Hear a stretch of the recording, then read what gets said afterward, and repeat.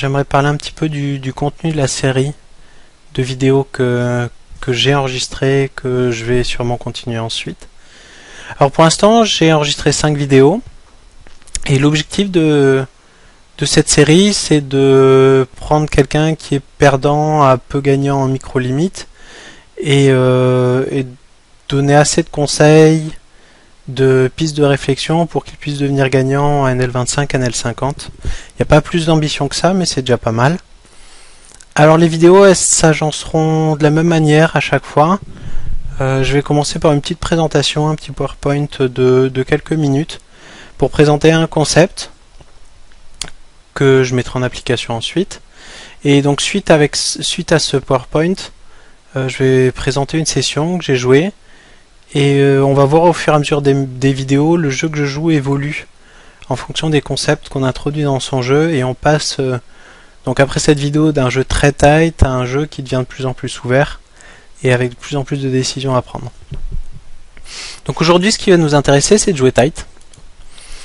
Et pourquoi jouer tight, en tout cas au début? Et l'idée principale, c'est de se simplifier la vie. Ce qui se passe quand on commence le poker, ou que ça fait un moment qu'on y joue mais qu'on ne s'est pas posé énormément de questions dessus, on se met dans une tonne de situations qui nous sont inconfortables et dans lesquelles on ne sait pas trop ce qu'on devrait faire. Et si on veut progresser, c'est très compliqué de progresser sur tous les domaines à la fois.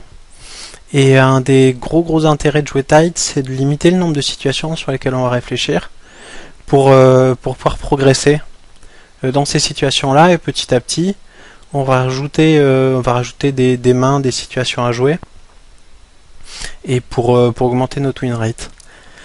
L'autre avantage, bien sûr, c'est que ça nous permet de limiter ces situations délicates, et quand on n'est pas très bon, dans les situations délicates, on a tendance à perdre de l'argent, ou trop d'argent par rapport à ce qu'on devrait perdre.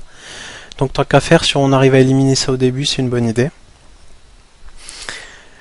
L'autre bonne nouvelle quand on joue tight, c'est que quand on joue en petite limite, on joue essentiellement contre des joueurs qui sont trop larges. En tout cas, quand je parle des mauvais joueurs, c'est les meilleurs joueurs sont souvent trop serrés, c'est l'inverse, mais sur une table, disons, un petit peu aléatoire, on a au moins 2 ou 3 joueurs en général qui vont jouer beaucoup trop large. Et simplement en jouant serré contre ces joueurs-là, on va faire énormément de profit, parce que notre range, ça veut dire l'éventail de mains qu'on va jouer, elle est plus forte que celle de nos adversaires.